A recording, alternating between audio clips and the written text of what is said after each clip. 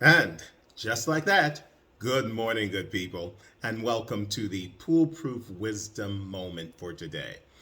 Listen, I want to talk today about truth because between people all telling their version of the truths that we seem to hold self evident, and then, of course, the truth that seems to vary depending upon the time of day, the circumstance, the person who's telling it, or the location from which that truth is emanating.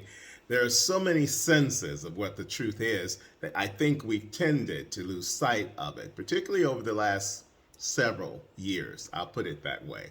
But what I do want to talk about with the truth is something that I know that I held on to from long ago. When I heard this quote, I knew it was talking directly to me. And it is this: some people don't like the truth.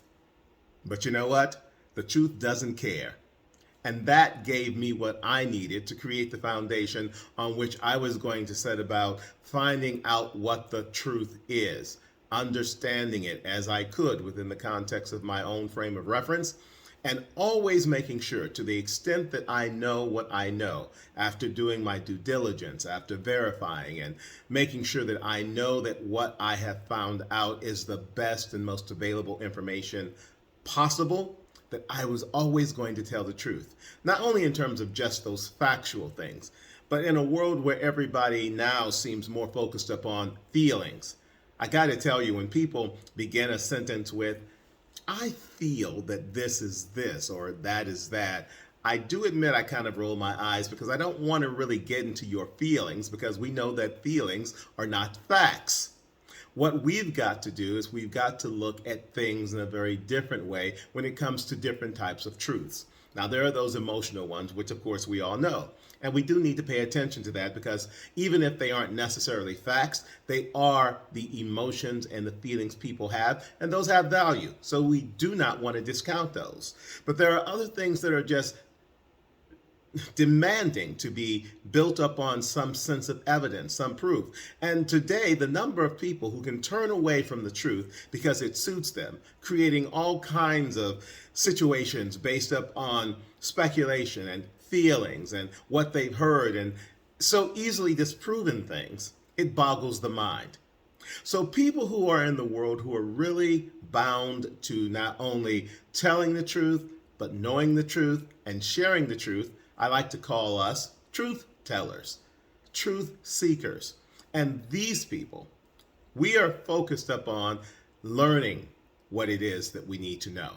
There are a whole lot of people who have no idea that they don't know what they don't know, but they don't let that stop them from speaking out as if what little they do know is the truth.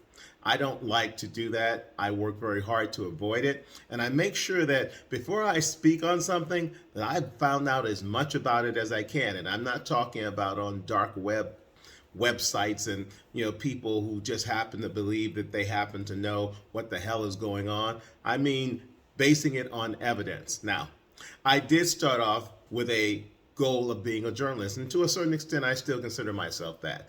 And the way that I was taught about journalism compared to what it is today is that you go and you do all of the due diligence. You find out the facts and you use those as the basis of your story. I feel that that's a practical approach even when it comes to emotional things, because beyond what we feel, there is what the intent of others may be that we are interpreting incorrectly. There is the fact of the circumstance that we were in and what it was versus what we may have felt it was that we need to take into consideration. So getting at the truth isn't something that just happens with the snap of a finger.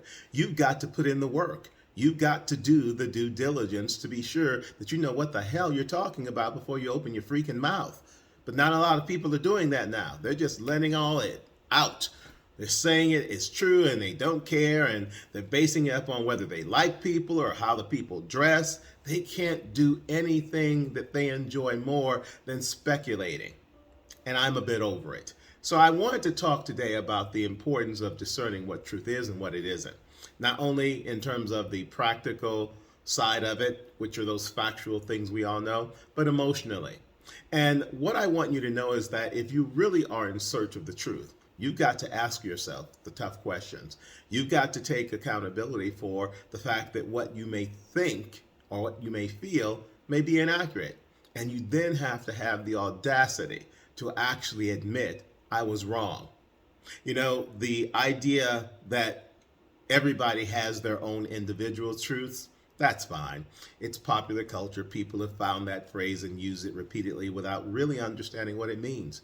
But what I want you to do, if you do take on the role of being a truth seeker and a truth teller, is I want you to understand that once you do that work, once you complete the effort of being sure you understand what the hell is going on, once you have the information, both intellectually and emotionally, then you have a responsibility to make sure that you're accountable to tell that truth to people who don't want to hear it, to people who don't understand it, to people who will defy you and tell you that you're wrong. Telling truth is like being in a battle. You're going to have to fight to tell it, because a lot of people want you to be quiet because it serves their agenda, it serves their purpose to deal in mistruths, untruths, just outright lies. And they don't want you to speak the truth. But if you really want to be someone who is making a difference in this world, who is telling people what is the right thing for them to think and feel, not just for them, but based upon evidence, not just based upon you, but based upon evidence, you've got to speak up.